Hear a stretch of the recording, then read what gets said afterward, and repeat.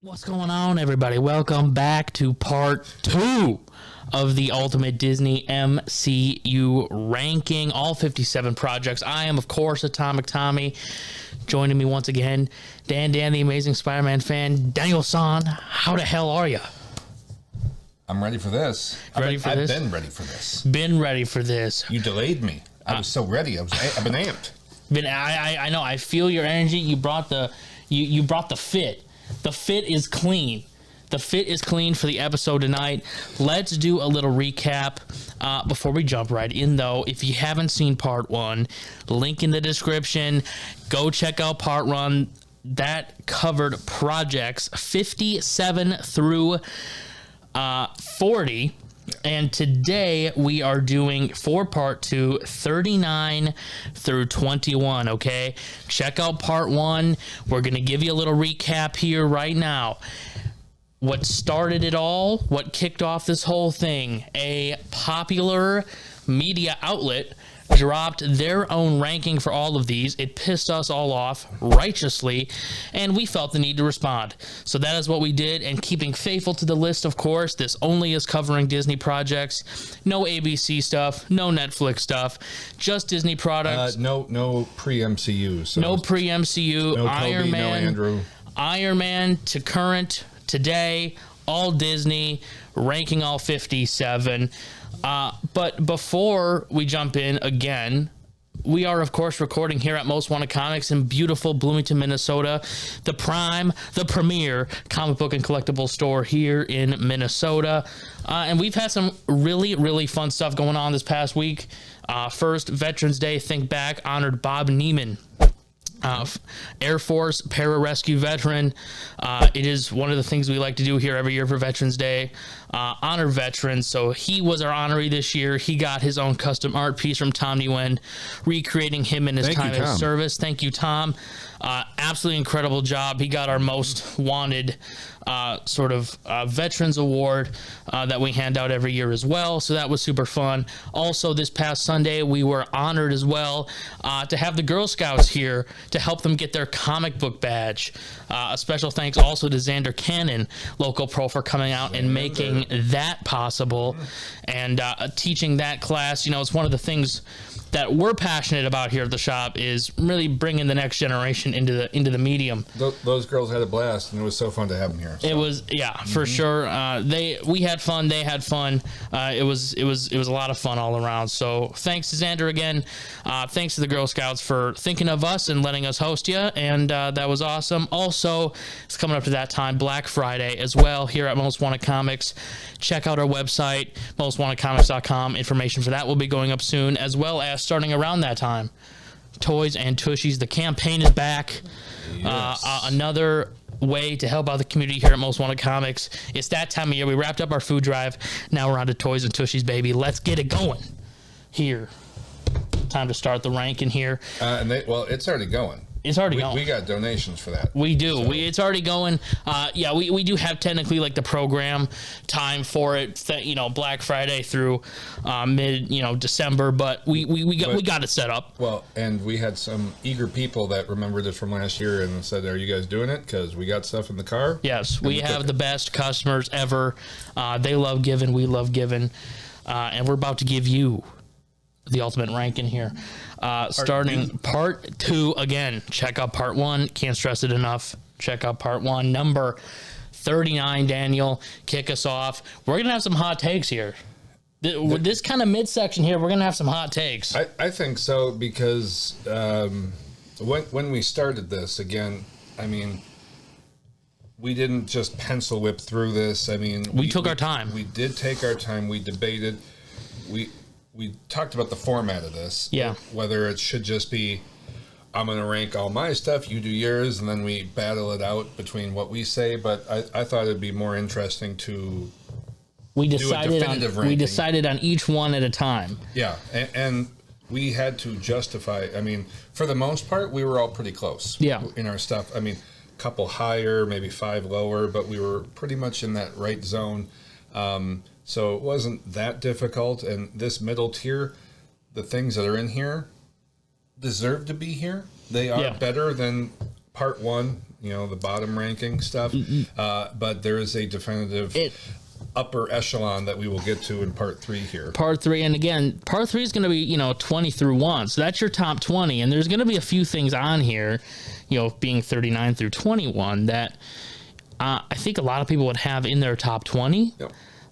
And that's why I'm like, this is going to be, I think, the controversial part of the ranking here. Again, this was honestly, we're rambling a little much here, but this was the hardest part to decide on here. Yeah. This middle part, really solidifying the ranking for all these projects that aren't, bottom third bad, but not top third good. So, well, and this first one at 39 is going to be controversial to at least one customer of this shop. At least one. No names. No names. You know who you is. No, you know who he is. I have braced him already, so he's expecting it. Number 39, though, is one of the newest entries to the MCU, and that would be Captain America 4: Brave New World. Starting us off in the bottom of the middle tier, I love Anthony Mackie. If you don't like Harrison Ford, you're probably a communist spy. We got some important callbacks. We got Lady Arwen back in the house. Love me some Lord of the Rings. So anytime Liv Tyler wants to show up at the shop, you are always welcome.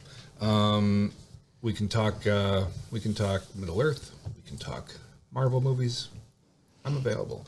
But he always is. Casting, again, the concurrent theme through now number 39 with Marvel, there's no problem with casting. No. There isn't really one instance of, oh, wow, they really screwed up that. It would have been better with anybody else or this guy. If you don't, Anthony Mackie, Harrison Ford, Liv Tyler, no issues with the cast, but just kind of a jarbled mess when it comes to the story. Yeah. And, it's one of those things that just development hell throughout the whole thing. I mean, it changed titles like 4 times. And I think it was 4 times and was rewritten. I don't know how many more. I mean, at first it was like probably a 6 serpent. or 7. Okay, yeah, it was probably about 6 or 7. Again, did I do it right? You did not do it right. You're too old for that.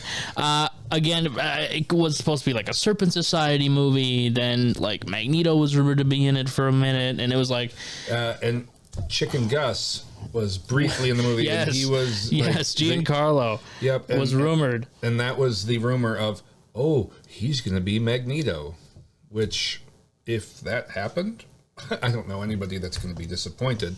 Yep. But spoiler alert, that didn't happen.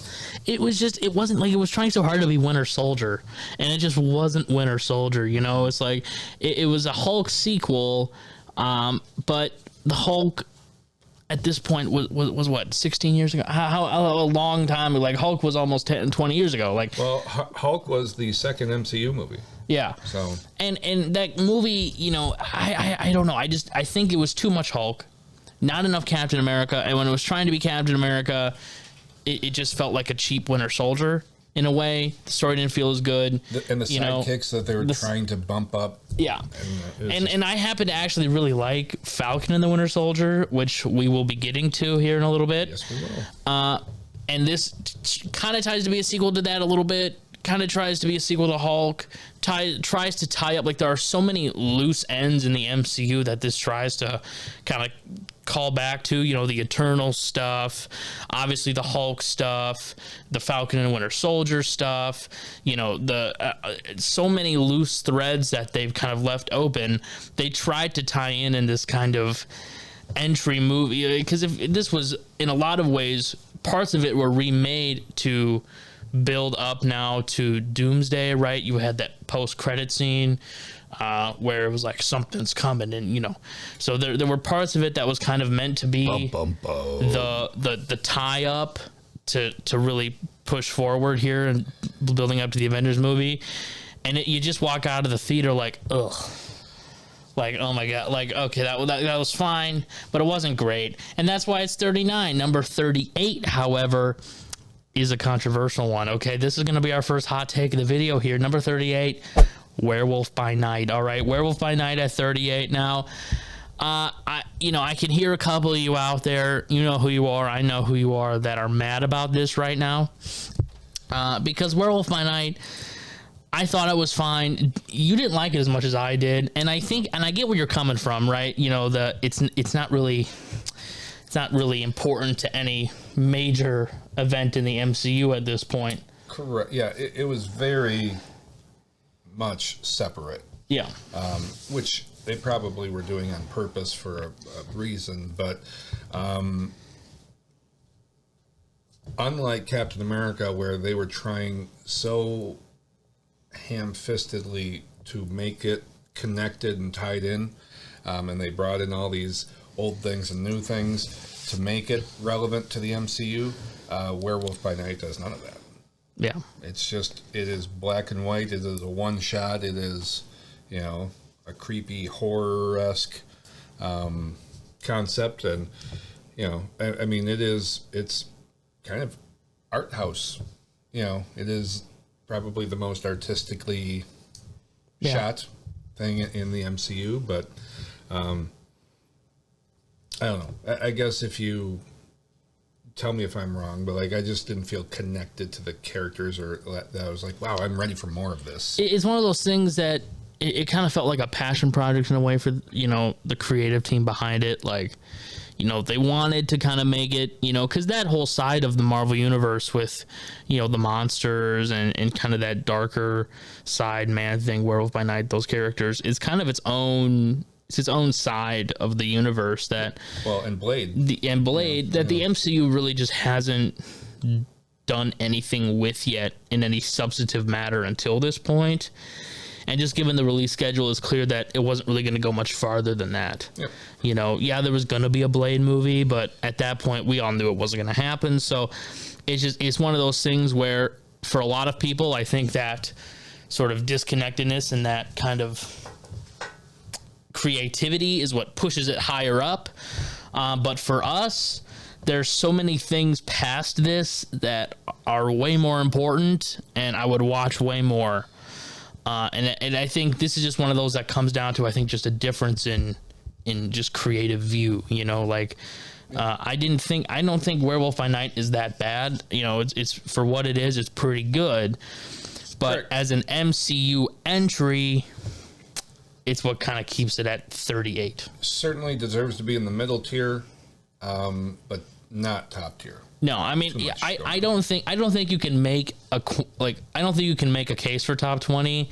There are certainly 20 MCU projects that would overtake this in a heart. So, middle tier for sure. And kind of like our next entry. Yeah. That's not really bad, but just kind of feels a lot of place.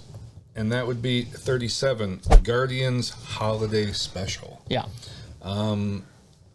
Again, when Guardians 1 came out of nowhere, I mean, I don't know many or any people that knew the characters that well, intimately, and were excited about, oh my goodness, I can't believe they're finally on the screen. And then everybody watched the movie and mind blown. And we're going to talk more about Guardians when we get to it, but it's one of those things where I think it was really the first time the MCU blew up in a big way. Obviously Avengers and all of that was, monumental, but to take a risk like that and succeed the way they did. And the sole reason for that was the casting for everybody in that little franchise. And so Holiday Special, everybody likes the characters. Yeah. The only team you could really do this with. Yeah. Because at this point. Yeah, you're not going to get the Avengers together for a holiday special. Right. That's not happening. So, nothing really more for me to say about it. It's fine. Just one of the, it's a holiday thing, so it might be a new tradition for people. I'm going to pop that on. Great. Just one of those things that doesn't really impact things much. It's definitely worth the watch around the holiday season. I'd watch it more than I'd watch the bottom 10 projects on this list here, but Definitely not really. It just doesn't really accomplish much, and that's why it kind of stays at 37. 36, on the other hand, kind of another hot take here. Rolling it in here with the hot takes. Number 36 is going to be WandaVision. Okay, WandaVision, another one of those projects that a lot of people might have in their top 20. We have it at 36. Now, why? One, personally, I was not the biggest fan of WandaVision. I think it dragged on way too long. I didn't think the premise was as clever as they thought it was. And while like the sitcom kind of, TV thing, Wanda dealing with her trauma, that's an interesting, story. That's an interesting Wanda story. I really think it was overhyped at the time because it was the first Disney Plus Marvel show, right? It was like a new era for the MCU. Everybody was like, there was a lot of hype for it just in that regard. I think we all remember the endless new Rockstars videos and the theories online about Mephisto and all these characters that it was going to introduce and all that stuff. But I just thought, generally speaking, it was kind of, by today's standards especially, it's overhyped. I as we mentioned in the last part before I let you go here, I was not a big fan of Agatha in that show as a villain. I thought it was her all along. 9 episodes was just too much for that. The sitcom thing got really old, and I don't know. I don't think it's as good as people make it out to be. WandaVision was really good. Again, compelling deep dive into those characters. Yeah. But for there to be 9 episodes of WandaVision, was it an important backstory for her, especially because that's leading up to Doctor Strange? Yeah. So that was real. Like, Doctor Strange sequel would have made no sense without WandaVision. Right. You'd be like, why is she a bad? What the hell's going on here? But yeah. So important, but could they have cut it in half and have it? If WandaVision had like 1/3 to 1/2 the number of episodes, that would be compelling. Yeah. Like that we would be on the edge of our seats going, did you see last night's episode? I can't believe it. But because it was so drawn out. It was so drawn out. And that's my detractor. It's one of those things where like once you get going, like I remember the minute we're watching it, like the first time like Wanda kind of reality warps in there's that scene with Vision, and things are off the whole time, but the minute the story really gets going is when you really start to get into it.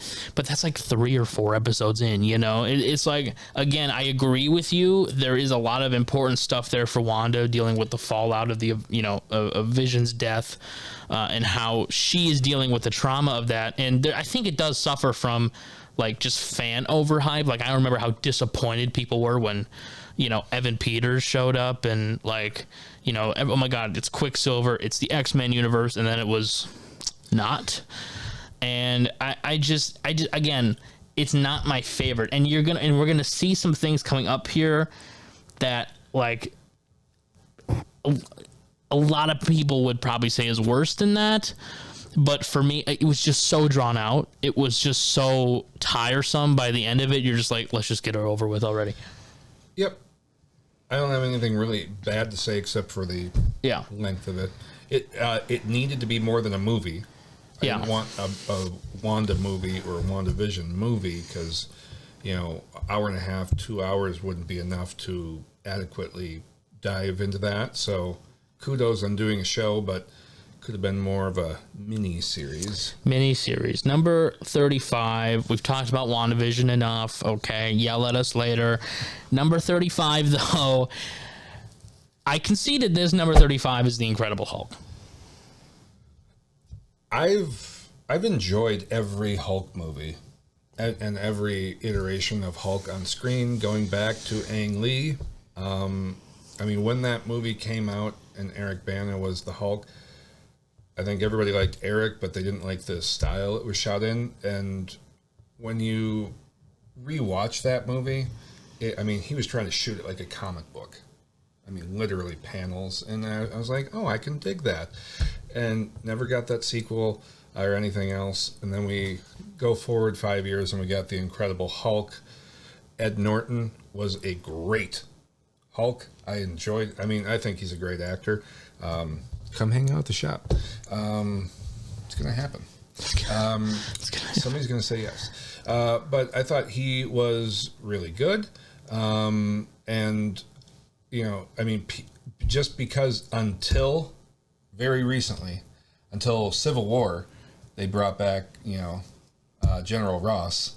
Yeah. There was no connect. They being Disney, MCU, like they just disavowed this movie for a long time. And, so this was the second MCU release, same year as Iron Man. Iron Man popped. This one did not. You know, the problem with a Hulk solo movie of any kind is the same problem that the old 80s TV show had. It's like, oh, that's cool. You're Dr. Banner for now. When are you going to turn into the green guy that breaks stuff? And so it can be really an arduous journey to get to the final battle, whatever that is, you know, which is why Hulk works best in a team construct, or not just 100% focused on him for a story, which is why, you know, Thor Ragnarok was so hulky, but it was such a good balance with him and Thor. Yeah. You know, so the Incredible Hulk, I thought Liv Tyler was great. I thought, again, casting was fine. Apparently they didn't like Ed Norton very much and recast him. Jerky issues is what I remember hearing. But and I think one of the things about this one too is, you know, Disney didn't own the Hulk when they made this. You know, there was legal issues that kind of tied this, and I think it gets a bad rap. I think it can be a slow burn for a lot of people. I think it's less egregious than WandaVision's slow burn. And because it's a movie, instead of a series. And again, like I think it gets a bad rap. The soundtrack in this movie, we don't talk much about the music. I mean, I think I will a little bit more as we go forward here. But the soundtrack in this movie is surprisingly good and very underrated compared to the rest of the MCU. Again, visually for 2008, not bad. I think it holds up pretty good. I think it holds up. Yep. It's one of those that they want you to forget about, but when you go back and watch it now, it's really not that bad. Like it's one of those Thor 2 situations that we talked about last time, where it's like it's not that bad anymore. You know, it's certainly not top 20 by any means. But it deserves to be. It deserves to be where it is. I know some people are going to be upset about the WandaVision being below Incredible Hulk, but I think it's fair. But if you guys start any things about that, we might get angry. You're not gonna like us when we're angry. Incredible Hulk at 35. I think that's fair for Incredible Hulk.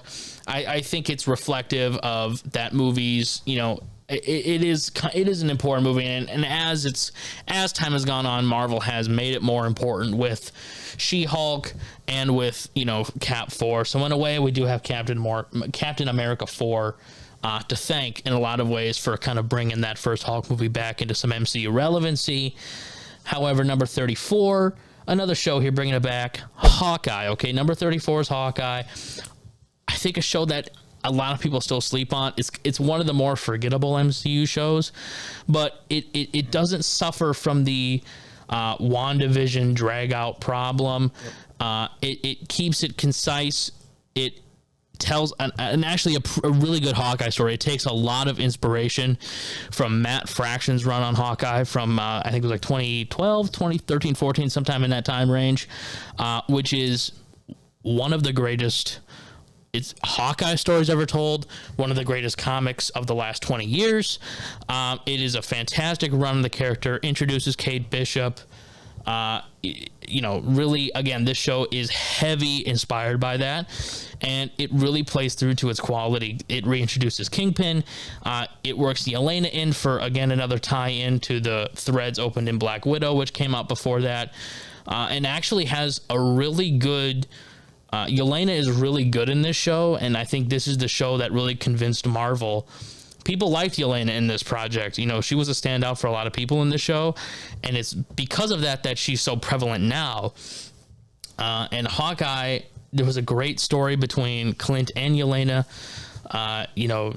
The connection Clint and Natasha had versus, the ideas that Yelena thinks about Clint, and that whole clash was, I thought, really well done.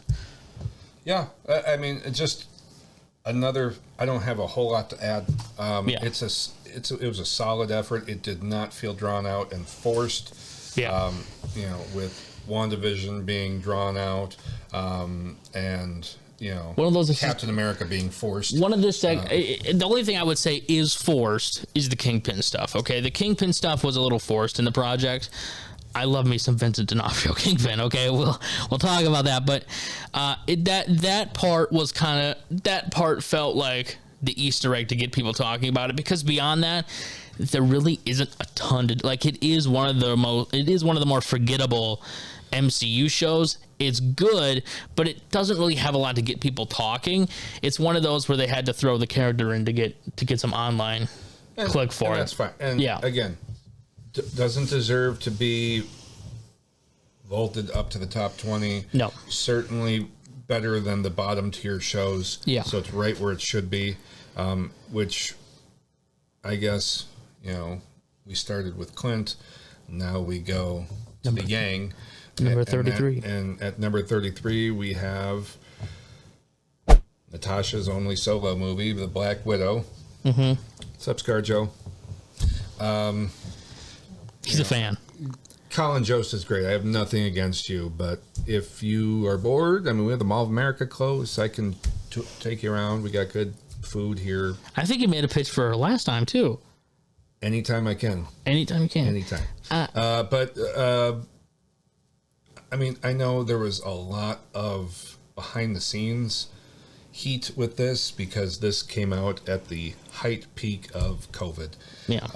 And so no theatrical release, and contracts probably were changed forever because of this movie and ScarJo, which I think is fine and great. But so much was tied to theatrical performance for bonuses and hitting pay grades that she didn't get the option to, because they put it right on Disney Plus, which was, as a fan, great because we got new content when nothing else new was happening. But it was a good, solid film. Again, deserves to be in the middle tier compared to the other projects here, and just kind of a fun backstory where I think we would be saying the same things about if there was a Black Widow series that we did about WandaVision, where it's like, boy, did we need 9 episodes to tell this chunk of story? We didn't. Now I'm a proponent of, I think movies are dead. I think that miniseries and the series are the way to go, especially for stories like this where, hey, would I have been okay with like 4 episodes of a Black Widow show, rather than a 2-hour movie? Yeah, I think I would have.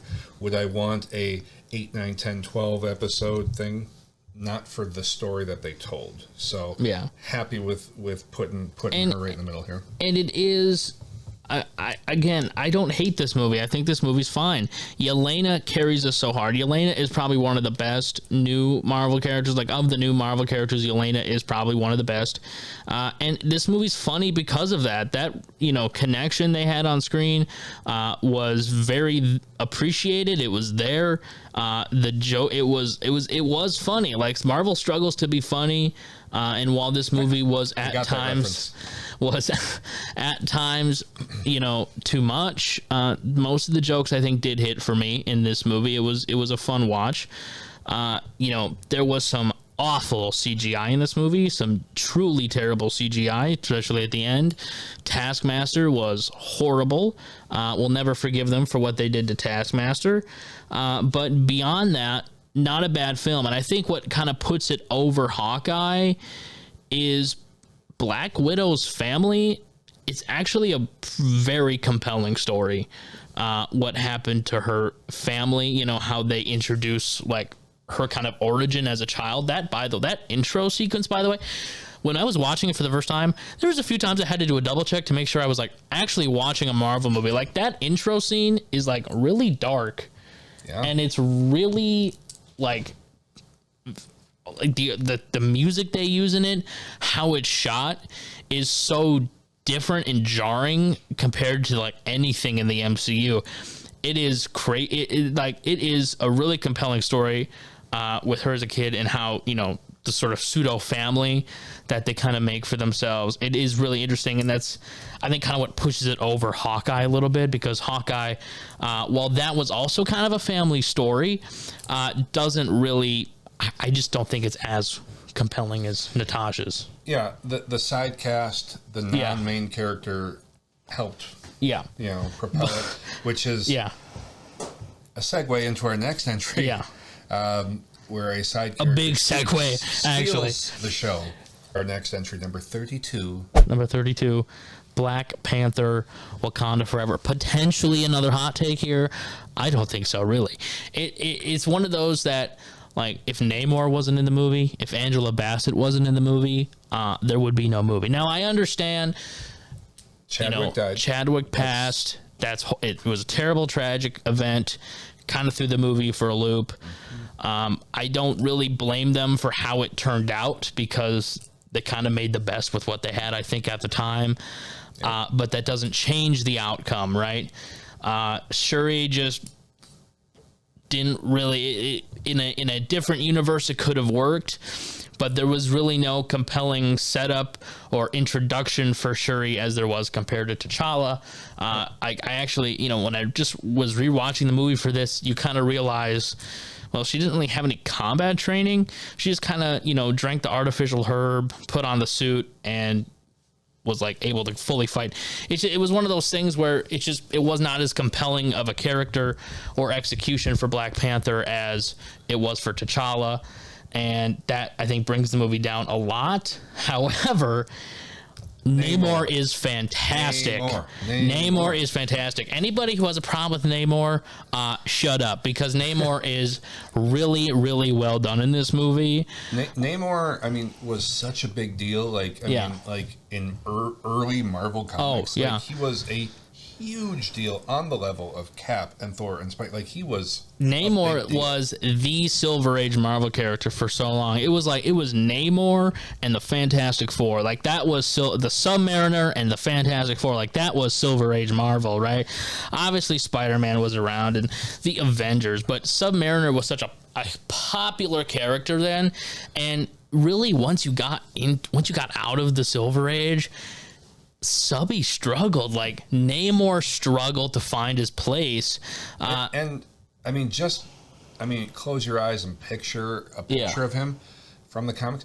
Could be a laughable, just horrible character in the movie. You could, if you did it silly, or if you didn't knock it out of the park, if you had bad casting, if you did any of his attributes in any kind of dumb fashion, you could hear the eye rolling in every theater in the world if they did it bad. They didn't. Casting was perfecto. The way that they gave his powers was so freaking cool. And I mean, so without him, I mean, Angela Bassett, she was in both, like, great, you know, like, no notes. Congratulations, Angela Bassett, potentially too good for the film. But you know, I mean, her part is so small. Like, and Namor is so important and prevalent. That if they screwed that up in any way, this movie's in the bottom tier, and there's not a question about it. No, you know, there's really. And it's really long too. Like, it is a long movie, and Namor, again, like, somebody get him a back brace, because he carried the film on his back, picked it up, and carried it through to number 32. Number 31, a movie we both think gets a terrible rap, Captain Marvel, at number 31. I mean, overhated. Send me a reply video, put something in the comics. What, like, why do we hate Brie Larson? Like, there was so much BS about that. And I'm like, Brie Larson is freaking great. I get it. She gives some questionable interviews. All right, I understand, but she's great in Scott Pilgrim versus the World. But she's a fine actress. Was great as Captain Marvel. Was obviously not enough to save the Marvels, but in this movie was perfectly fine. She was an angsty Gen X, 90s-ite girl. Yeah, and like, I mean, she did great in that. Supporting characters, excluding Sam Jackson because he's not supporting anyone. That's right. Sam, you can come to the shop whenever you want. We got to cool with inviting people to the shop, man. We don't have enough money for this. Oh no, they just want to meet. Oh, they just want you. They just want to meet you. All right, my mistake. I just have a lot of questions for Sam. But supporting cast in Captain Marvel was great. Yeah. Another character that not super popular outside of a comic shop world. Right. The world at large was, oh, it's a girl superhero. Okay, let's, Marvel's done well. Let's see what, and one of the first solo billion-dollar movies for Marvel at that time. And I mean, Brie was great. When it came out, I was like, this is great. And there was so much online yippity yap, and I just didn't get what that was about. Also introduces the Skrulls, which is kind of an important thing in Marvel. The Skrulls aren't important characters in Marvel at large, and while they have been, as we have mentioned, thoroughly wasted, was a very cool kind of addition to this. Gave some cool, obviously, Nick Fury backstory, right? Because at this point, Nick Fury wasn't really around at all. So I really didn't have an issue with the movie. We're kind of, again, if you're picking up on a trend right now, these movies are not bad. But we're far from the best. Okay. These are movies that are either overhated, movie shows that are either overhated, or just kind of right there in the middle, which is kind of where we're coming up on, and I think Captain Marvel is the perfect, representation of that right in the middle kind of movie where you'll turn it on if it's, you might not necessarily go out of your way to watch it, but if it's on, you're not going to turn it off. Right. And number 30. Yeah. I would rewatch this as kind of a Christmassy setting a little bit. So ho, ho, ho and all that. This is the first number three in the MCU. Yep. And that would be Iron Man 3. Yes. A really great entry, important to hone Tony Stark's character and story and push it forward. And directed by Shane Black, who he had worked with before to great result. And so tonally very different than any other Iron Man or any other MCU movie to that point. But also really true to the character of Tony. Great entry into the MCU. One of the only movies, I think. Thor 2 kind of does this with, the aftermath with Loki and stuff, but one of the only Marvel movies to really deal with the psychological effects of the first Avengers movie. This is the only MCU movie that takes one of the Avengers characters and shows how it impacted them. Tony Stark has some PTSD in this movie. He's having panic attacks. He's, overthrowing himself into his armor and technologies because he wants to, feel safe and, the aliens. Dealt heavily was a big theme with the psychological impacts of the Avengers movie. And I think that's something that's so interesting about the Iron Man movies because they're so important. They're often so slept on, but they're so important. They're very good at actually diving into the character of Tony Stark.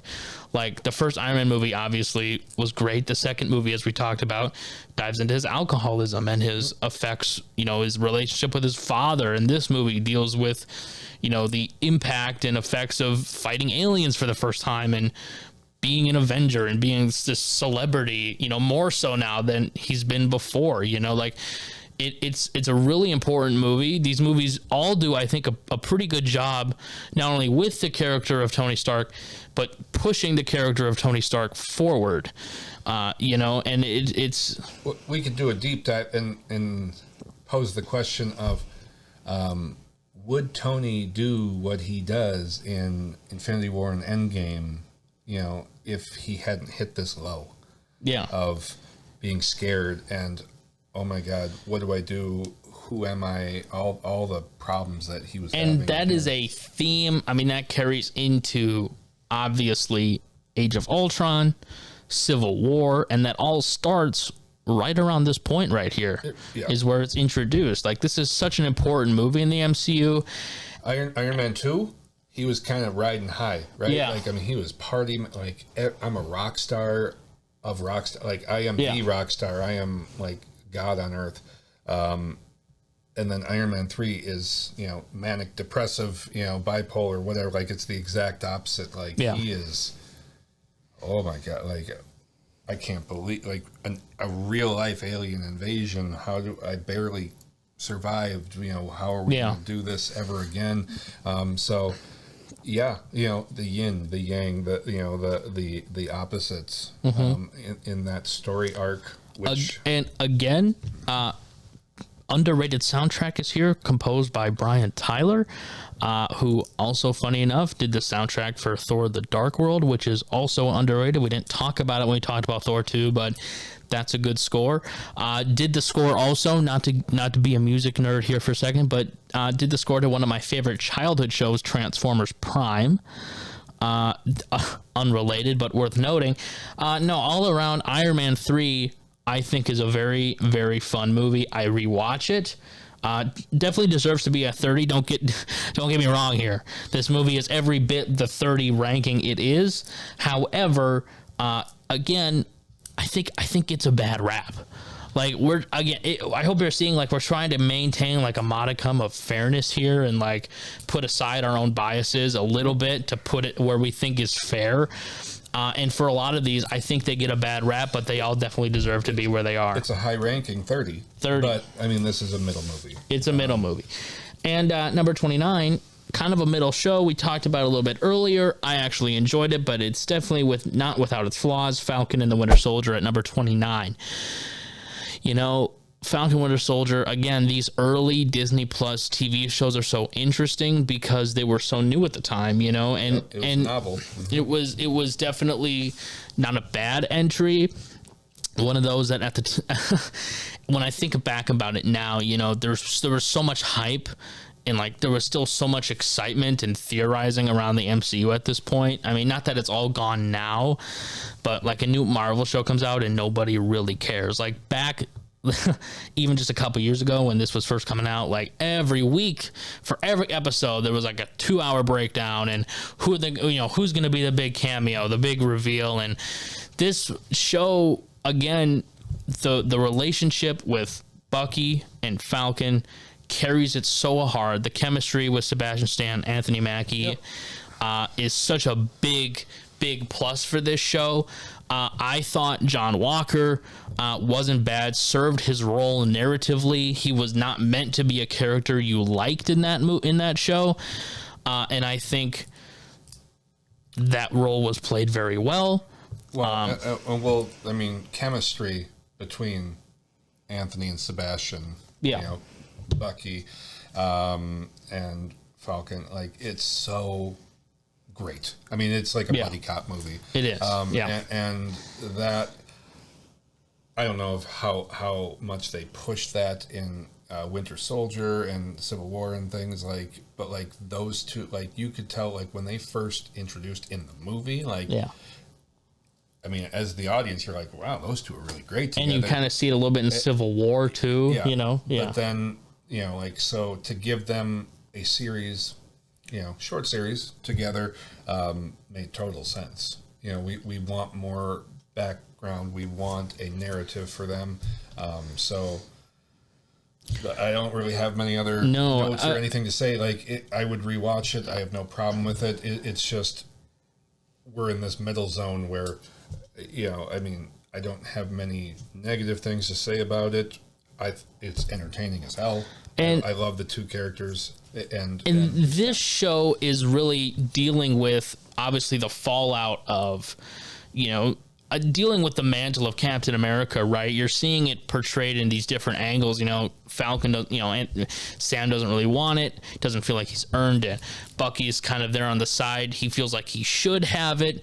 He knew him, but he also doesn't feel like he's earned it given his past mistakes. So he wants to make sure whoever it goes to, even though he knows it shouldn't be him, he still wants to make sure it's going to the right person given his connection. And then you have John Walker, who was sort of this government agent who was, given the opportunity. He didn't really earn it. He was given it.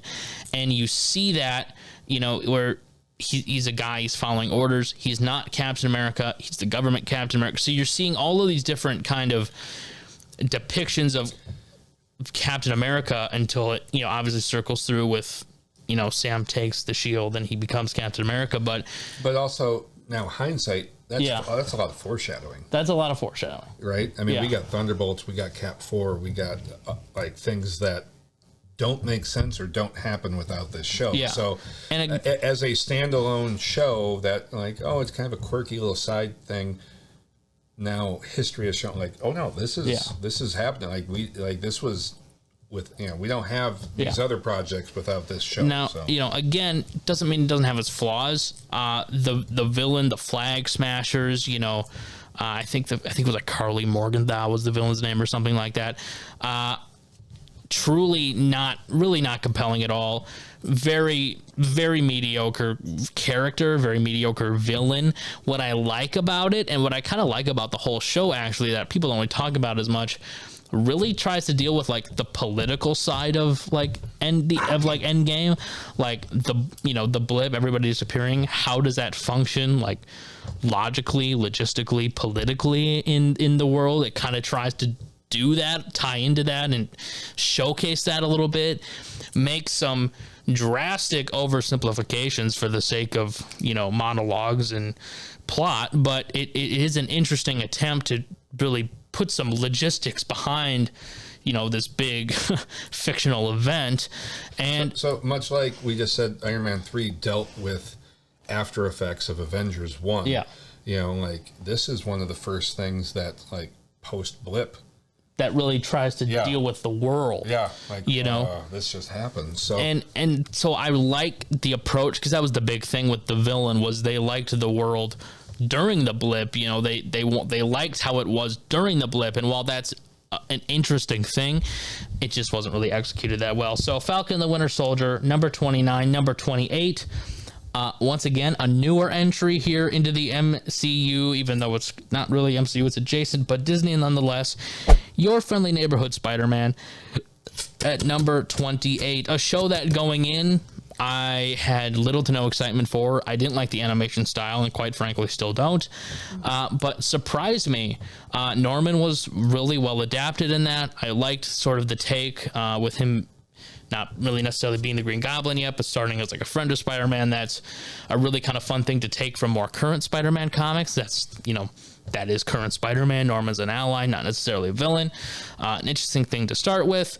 Harry was cool. Tombstone was fantastic in that show. Loved how they adapted Tombstone. That was awesome. Yep.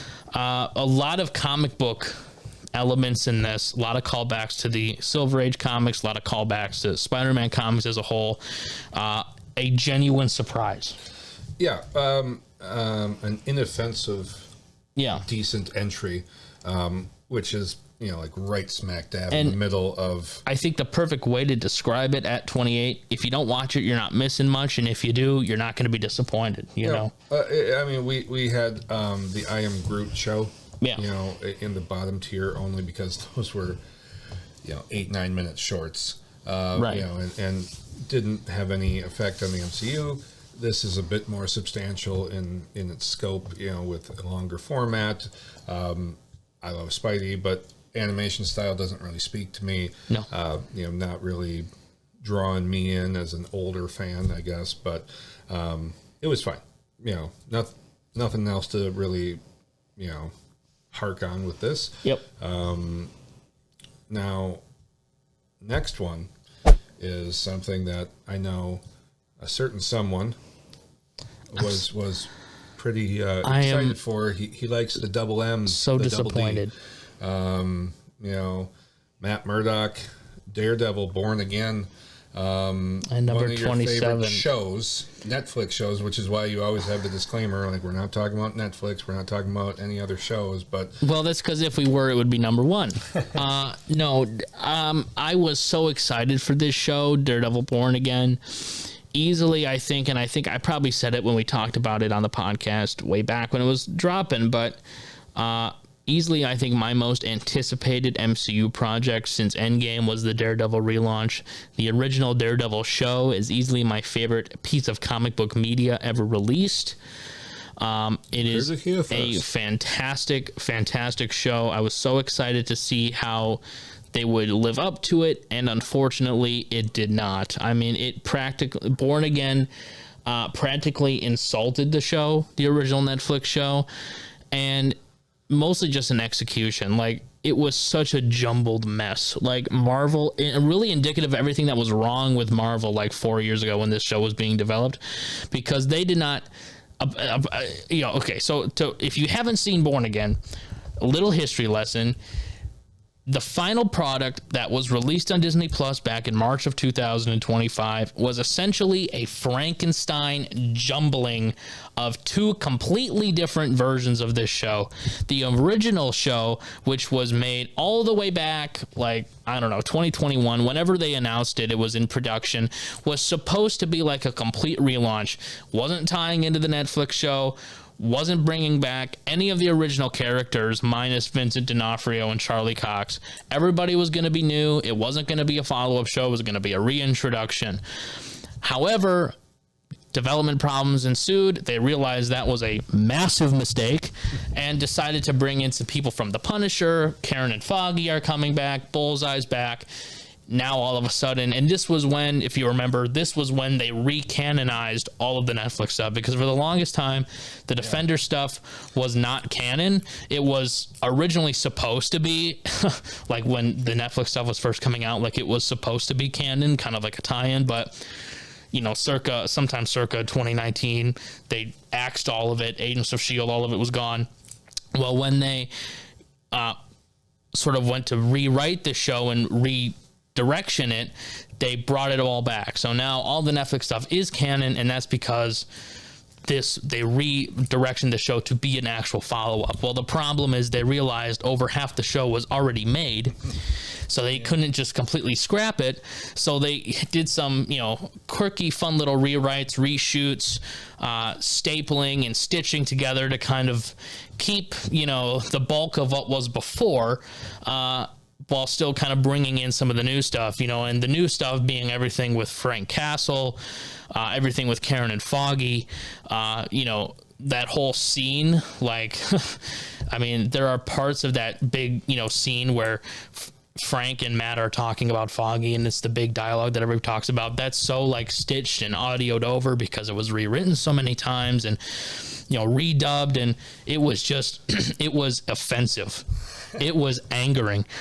I was watching this, and by the way, the White Tiger stuff, that was all old show. All the new side characters, like the lawyer characters that Matt's friends with, the new cop that Matt's friends with, that's not the one from the old show. That's all new stuff. So it's such a jumbled mess. It infuriated me watching it. Not enough things to say about it.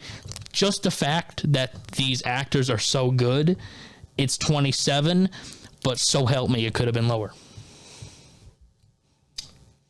Anything to add? I don't think that we need to do anything else with that. Your blood pressure is alarming. It's high. It's high. Now, The Saving Grace Season 2 comes out next year. That should theoretically not be such a mess. It was made, exclusively by one team, one vision, one story. Hopefully it's better, but Daredevil Born Again was a massive letdown. Speaking of not a massive letdown, we have another Spider-Man entry, number 26. Spidey Far From Home. Now, originally, you had this a little bit lower. Not too much. A little bit lower. Yeah, not too much. Lower. A little bit lower. This is a middle tier movie in the MCU. Yep. You had it a little bit lower. I had it a little higher. We kind of compromised right in here. I mean, Tom Holland is the best Peter Parker of any live action. And this is just such a fun little bridge of you're a friendly neighborhood Spider-Man that's out of his neighborhood. You're out of your element. And, I mean, he's just a poor kid from Brooklyn and hasn't really seen the world except when Tony Stark kidnapped him and took him to Germany.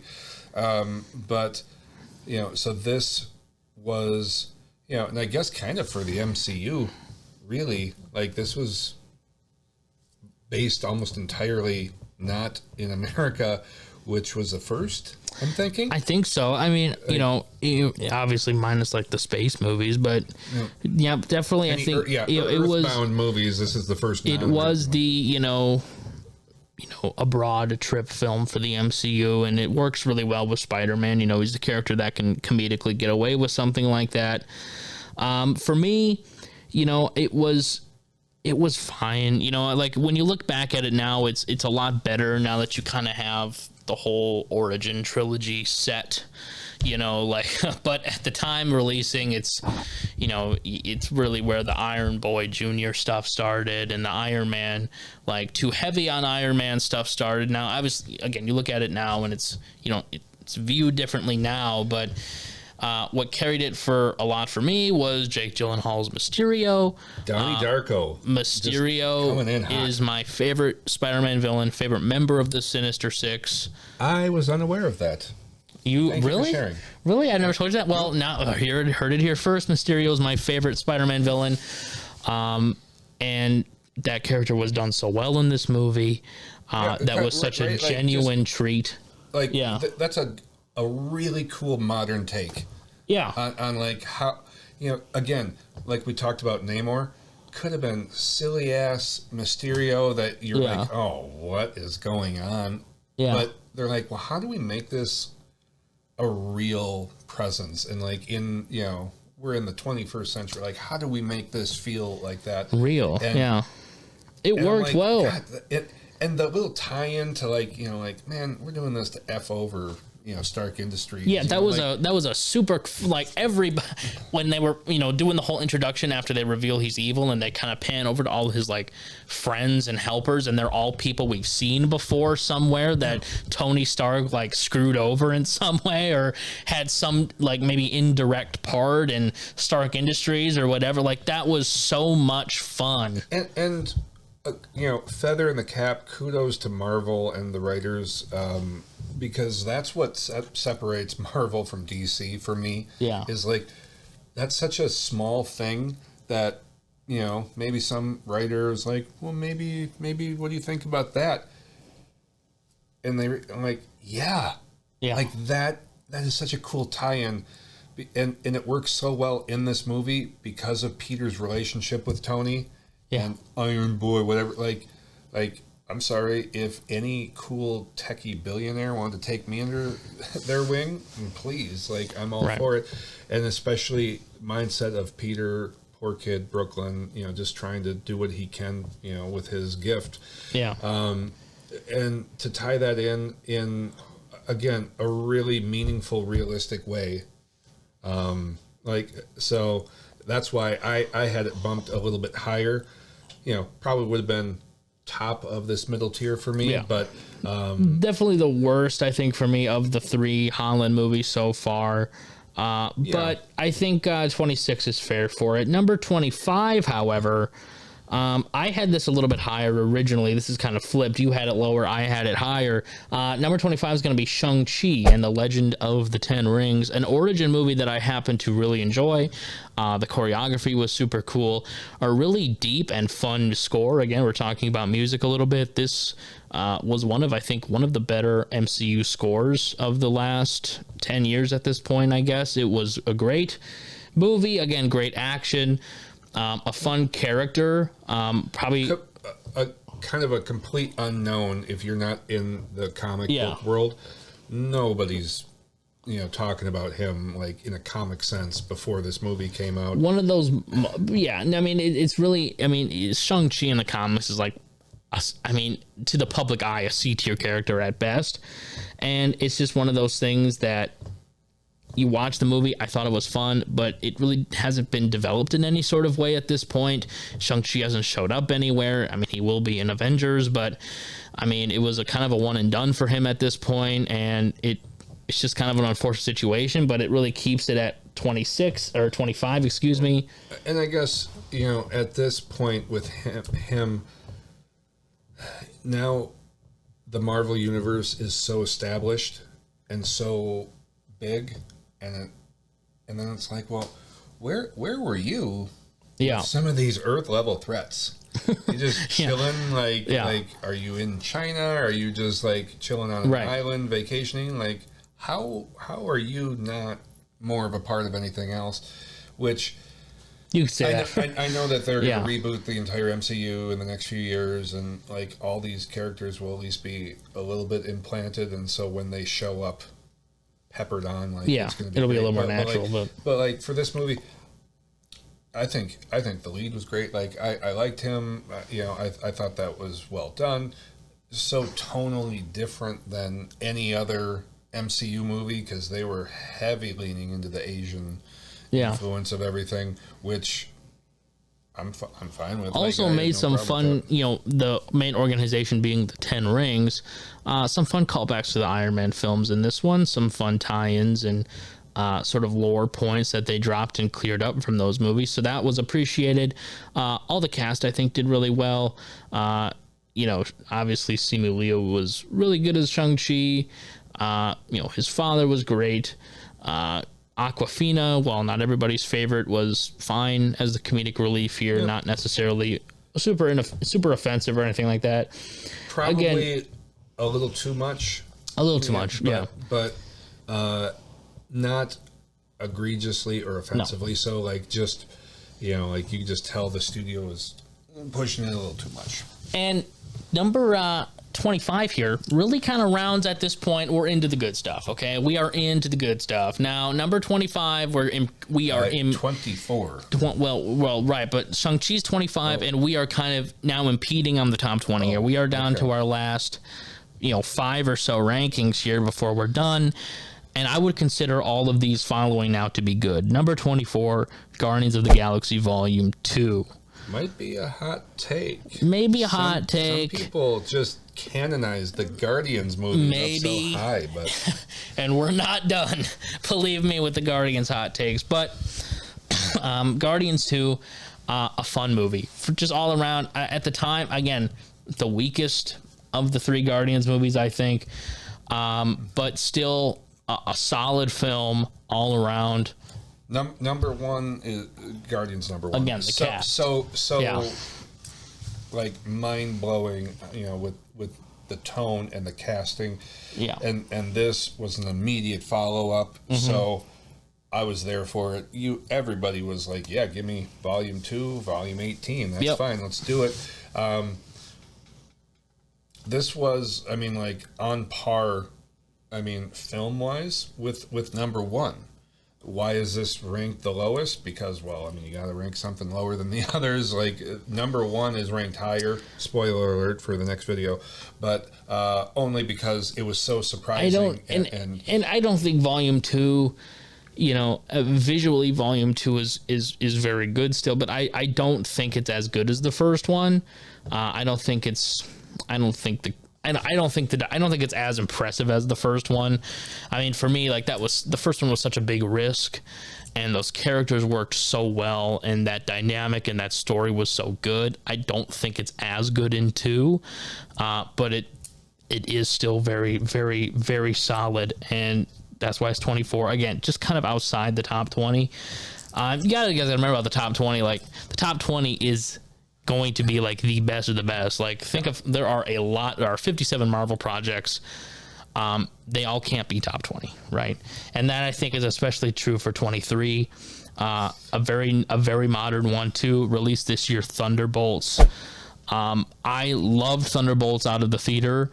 I still do but they can't, and not everything can be top 20. Yep. You know? Well, and we had talked a few pings ago about Falcon Winter Soldier and how important that is in hindsight because it influenced. This is one of the major influences. Oh, you know, like, this is how Bucky got to where Bucky got. And this is taking every, like, kind of loose character from these post-2019 Marvel projects and throwing them into one movie, sort of tying that needle of what they've all been building to. Which is interesting because we said the same thing about Captain America, Brave New World. Yeah.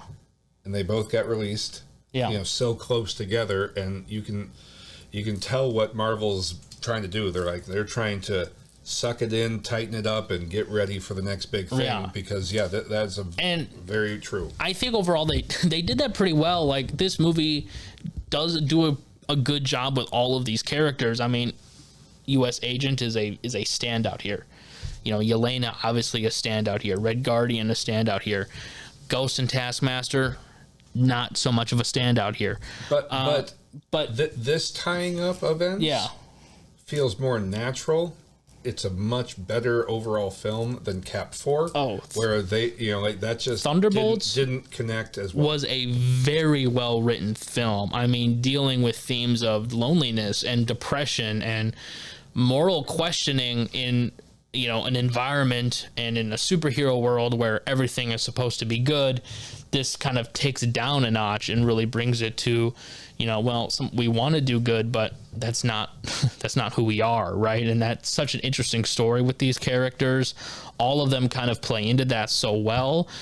Again, not every character has their time in the sun, Ghost being especially, I think, relevant to that idea, like just kind of there on the side. Sentry was really a fun addition. One of those characters that, again, as a Marvel fan, I just kind of internally geek out on a little bit. Like, oh my God, I was so excited to see that character show up, to see how they did it and adapt that character, and they did it pretty well, all things considered. One of those characters that you're like, maybe a little too powerful for this lot of characters, but overall, a fun addition to the MCU. Thunderbolts was really well written, I think, all around. Number 23. Again, you can make an argument it's low. Number 22, however. Now, this you have definitely tampered yourself down on. I have, and we'll talk about that a little bit. And so number 22 is a really oddball entry into the MCU as we currently have it, timeline-wise. Not on the same Earth, as all of our other movies have been. The most recent movie. And it is the most recent one. Fantastic Four, baby.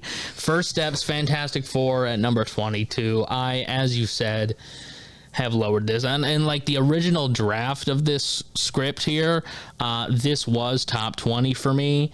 I think I had it at 15 or 14 or something like that. Top 15 for this. But I rewatched it when it dropped on Disney Plus and realized it's 22. And I realized that for a very specific reason. This movie slows down to a crawl in the second act. I mean, once you get past the initial Galactus encounter and you sort of enter the period where they're trying to figure out how they're going to stop it, it's basically just it slows way down, and it's it was different upon the first watch through. The first watch through for me, I had it so high because I loved it when I was in the theater. Again, I'm a Silver Age Marvel guy, so all the whole intro sequence and Galactus and Silver Surfer and all the callbacks to the early FF issues with Red Ghost and all these super cool old Marvel characters that they Easter egg was super awesome. The Jack Kirby love in this movie was so appreciated. It was so awesome to see. I mean, listen, all love to Stan Lee. Stan Lee is incredible, but it was really, really nice to see some Jack Kirby love here. I was geeking out, and that's why it kept me, I think, so hyped. Galactus was incredible. Original Fantastic Four sequel had Galactus, which was some kind of weird space cloud tornado thing. We never saw a real Galactus. Galactus is so ginormous, literally and figuratively, that the scale makes it hard to do, Yeah. But they did it fine. They did it well. Silver Surfer was awesome. And a lot of people, the misogynist crowd out there, were like, a girl in Silver Surfer? I'm like, what? Like, she kicked ass. Yeah. The Silver Surfer visually looked great. Hey, Julie Gardner. But, like, she was the character, and I hope is back in some capacity. And I understand, like, the Nora and Rad fans, like, wanting to see that character in the MCU proper. I understand. But Rise of the Silver Surfer, the second Fantastic Four movie, offered a pretty solid, interpretation of Nora and Rad Silver Surfer. So just go watch that movie. Like, it was fine for this. I'm sure in the relaunch you'll get your Nora and Rad Silver Surfer, but for this movie I thought it worked well. I thought it was a great interpretation of the character. How they told the origin story was fantastic. Every fantastic version, every Fantastic Four character kind of had their moment, their time in the sun, disagreements and issues with Pedro as Mr. Fantastic. I don't think it was that bad. You think it should have been John Krasinski? Okay. So, the original, like 2005 Fantastic Four, I would take that cast over this one. I think Chris Evans is pretty damn great in anything that he is in. Yeah. And so, like, when he was announced as Cap, and I'm like, oh no, like, we can't, like, no I'm more like, Human Torch. Yeah, I'm like, but he's like, because Cap is so serious. Yeah. That I'm like, damn, like, Chris Evans is so naturally gifted in a humorous way that I'm like, it's pre-MCU, Chris Evans. It's going to be wasted. I mean, but Chris, like, shown through as Cap, like, there's so many funny Cap moments, and it's 100% because of Chris Evans. So does a great job. We get that later, but for this cast, they're fine. Like, I mean, they're believable in who they are, and they all embody their characters well. Do I think the originals did it better? Probably. But Multiverse of Madness, when we had the alternate Earth and John Krasinski, I'm like, that came out obviously before Fantastic Four First Steps, and I was like, oh my God, please, please, please, just, you've already cast him. You don't have to recast, you don't have to do anything. Yeah. Bring back John, and guess what? Give him his real life wife, and she could be the Invisible Woman, and that would have been it for me. I would have just been like, you guys can just sit here in front of a stupid banner, and I'm gonna love that movie if those two were cast. I didn't really have a huge problem with the cast. I mean, Pedro I think everybody was fine. I don't think it was the highlight that I was hoping it was going to be for the movie, but it was fine all around. I think what really keeps it out of the top 20 though is just upon the rewatch, one, it's a lot slower. Like, it slows down. It's a lot slower movie, but it definitely some pacing issues. But also, you kind of realize, like, this movie doesn't really accomplish anything for the larger MCU beyond introducing the Fantastic Four and who they are, like, in the universe, and like a semi Doctor Doom cameo at the end of the movie, right? Well, and I guess, spoiler alert, because this is the newest one, and if people haven't seen it, like, please fast forward or something. But the solution that Reed comes up with is so it's stupid, freaking ridiculously dumb. Yeah, for the smartest human in the multiverse. Well, it's one of those where his first reaction is like, "Let's move the Earth," and like they come to that because of the speech that like Sue gives, like, "I will not, sacrifice the world for my child, but I will not sacrifice my child for the world," or whatever. It's fine, but they come to that because of the speech. It's supposed to be this moving moment, but it's just ridiculous. If you have the technology, to do that, why don't we just move Galactus? Which is, funny enough, what they end up doing at the end of the movie anyway. Yeah, because literally moving our planet to some other quasi-suitable zone, it feels like an extreme leap, and you're intentionally skipping steps to come to that conclusion. Yeah. But again, Fantastic Four to me is not a bad movie by any means, but upon the rewatch, it keeps it out of the top 20. Now I'm going to pose this. I haven't asked Tim this before. Do you feel like the Fantastic Four need their own solo movies? Or are they going to be best used sparingly, a la Dr. Banner? Like, I mean, do they need that? Here's the thing. Pun intended. Took me a second. The problem with Fantastic Four solo movies is they never feel like true to the characters. And when they do feel true to the characters, they never feel impactful enough, because the Fantastic Four are scientists, they're explorers. So unless you're going to tell a Fantastic Four story where they're doing that, and you get like a Fantastic Four movie only works one time, because you either burn Doctor Doom as your main villain and then do Galactus, which is what they kind of attempt to do in the first two, but doesn't really work as well. Like Galactus works better when it's like a universal villain, which is kind of another one of my problems. Like, as well as Galactus was adapted, like it's not the last we're going to see of him. And you know that, well, he wasn't really defeated. He was just kind of sent away. So like it's not really put on timeout. It's not really a satisfying conclusion to the Galactus story, which is why Galactus doesn't really work as a Fantastic Four solo movie villain.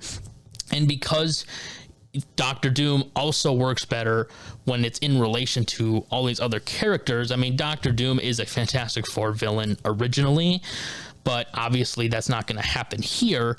So it really depends. Like a Fantastic Four solo movie, if you don't have the right characters and pieces, it's just not going to work, I think, would be my take on the matter. Yeah, well, and you bringing up Doctor Doom being burnt or wasted, you felt that way about Ant-Man and him defeating Kang. Kang, right. You know, Kang was, at the time, Marvel was bumping that up, and that was going to be it. And no disrespect to Scott Lang or his sidekicks. If he can take out Kang, Doom, and if you can take out anybody that powerful, then like why do you need the whole Avengers? It's one of the premier like discussions in the MCU is like, or not the MCU, sorry, the Marvel universe, where it's like, well, how the hell did the Fantastic Four keep beating Doctor Doom? Because Doctor Doom in the comics at this point is like this crazy whacked out, powerful, like just some crazy power feats, right? So you're like, well, how the hell did he keep getting beat by the Fantastic Four? And it's one of those things where it's like, because the writer wants it to happen, So you can't, it's just, I don't know. Fantastic Four movies don't always work. This one, again, I think on the rewatch felt a little more underwhelming than it did the first time. But we got to move on here. Okay, the last one, number 21, the hottest take of the list, I think. To this part, and I think maybe all of it. Guardians of the Galaxy Volume 3 at number 21. I have seen a lot of lists, and this is our final ranking of the video, by the way, number 21. I have seen a lot of lists with this in the top 10. Yep. I think that's a little ridiculous, personally. I think that's a little ridiculous. I love me some Rocket. I am Groot. Great. But to be as fanboyish or delusional as to put this movie in that upper echelon in the top 10, again, splitting hairs. If this was 19, 20, or 23, I'm gonna be like, yeah, that's fine. That's fine. Like we're in that zone. But to put this in top 10 just isn't fair to the other better movies. And I love the cast. I've already said that 4 times in this video. Great, love it. But as far as being objective and looking at the other options to choose from, this is the appropriate window of area to put it. And it is a really, really well written film. Like, Rocket's story is really interesting. And he's so cute as a baby. Right, but it's like, oh yeah, okay, we get it. Animal abuse, Rocket's cute. Like, we get it, right? I understand. Nobody likes to watch it. Rocket was very cute. Rocket was very cute as a little raccoon, okay, but I don't know. I think there's something to be said about like the rest of the cast taking a back seat in this movie for Rocket, which is kind of anti the whole purpose of Guardians, like the Guardians films. Like the Guardians movies are so much about like found family. And while that is a theme in this movie, like Rocket's found family with the other animals, and him, you know, really solidifying his identity and as a raccoon and where he came from, you know, following up that line being introduced in, you know, the first one and the second one, right? It puts the other characters on the back burner to that. A little too much. Too much. Now, Infinity War and Endgame. Yeah. You could absolutely make that argument that there are certain characters that, like, if you blink, you might miss Drax. Yeah. You know, but in this movie, I mean, yes, I get it. You know, this is the third full Guardians movie. You know, it's been such a rousing, you know, smash hit thus far. Great. But yeah, it's you could have called this Rocket Raccoon and the Guardians of the Galaxy. And I understand, like, I understand what they're going for, right? I understand what James Gunn's trying to do, you know? Like, again, Rocket was always kind of been like the oddball trying to really fit in with the Guardians and finding his family with the Guardians, and this movie gives him that closure of where he came from and allows him to truly accept, you know, his past as well as, you know, the Guardians as his family. Like, I understand that. It's a great Rocket story. Fantastic. But it's not a Rocket Raccoon movie. It's a Guardians movie. Adam Warlock was wasted in this movie heavily. Adam Warlock is way cooler in the comics than he is in this movie. Now, I'm going to pause you just for a second, because, like, if this would have been like a Falcon Winter Soldier story where like, hey, we're going to do like 3-episode like Rocket miniseries about this before Guardians Volume 3. Yeah. This would have been bam, this would have been great. Or like if you even did like a Guardians 4, you know, like it would have been different. But it puts the characters on the back burner too much. Mm-hmm. It's not, I don't think it's fair to the other members of the Guardians cast. Like, Drax is not at his best in this movie. Mantis is not really even really that relevant. Like, she had more relevancy in the holiday special than she did in this movie. Okay. Nebula, kind of the same thing. Obviously, Star-Lord and, you know, Gamora was a thing following up from Legendary Outlaw, you know, and which supposed to be a movie. Haven't got that yet. But, like, obviously the Gamora thing with Star-Lord following up from Endgame. But I don't think this movie treated the other characters fairly. And I think it was too much Rocket Raccoon, which is what keeps it just outside the top 20 for me.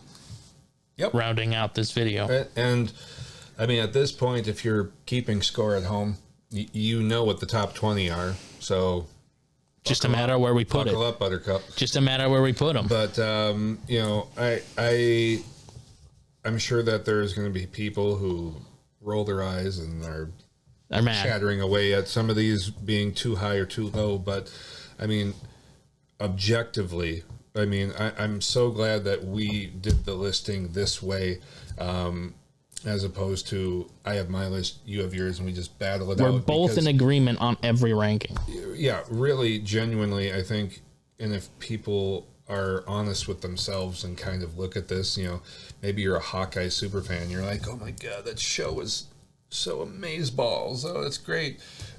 I mean, okay, we're not saying that's bad, but like, are you really going to put the Hawkeye show above what, Avengers 1? Like, what do you think? Like, that's objectively for Guardians ridiculous. 3, before we wrap it up, just tonally a massive like step away from the other two Guardians movies. Like, this movie is so depressing, and it actually features some very jarring tonal shifts. Like, when you go from Rocket being like, when you go from straight up animal abuse to like, oh, Nebula struggling to open a door, like, it is such a jarring tonal shift that did not land for me at all.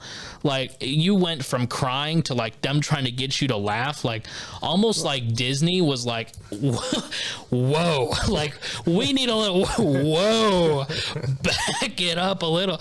And it just did not work.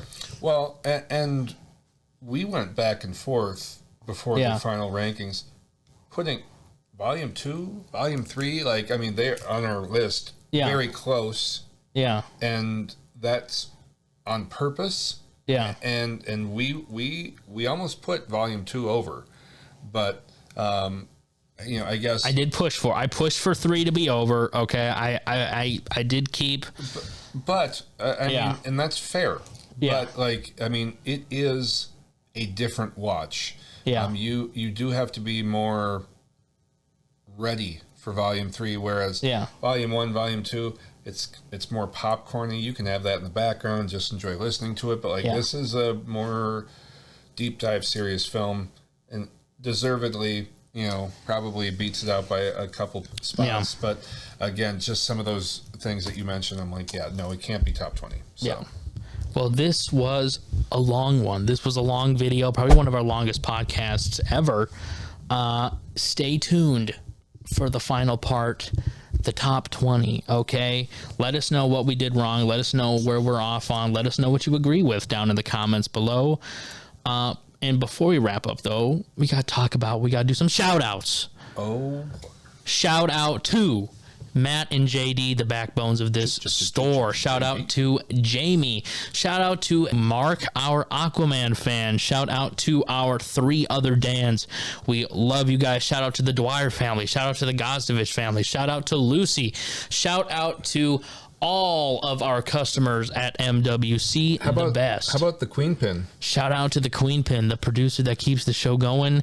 And maybe, you know, not here today for this episode, but the Tank. Shout out to the Tank as well, keeping the lights on right now while Dan and I run the table here. Who's the Mightless Muff? No, that's not right. The Mighty Mafu. The Mighty Mafu. Shout out to him as well. Thank you all for tuning in today.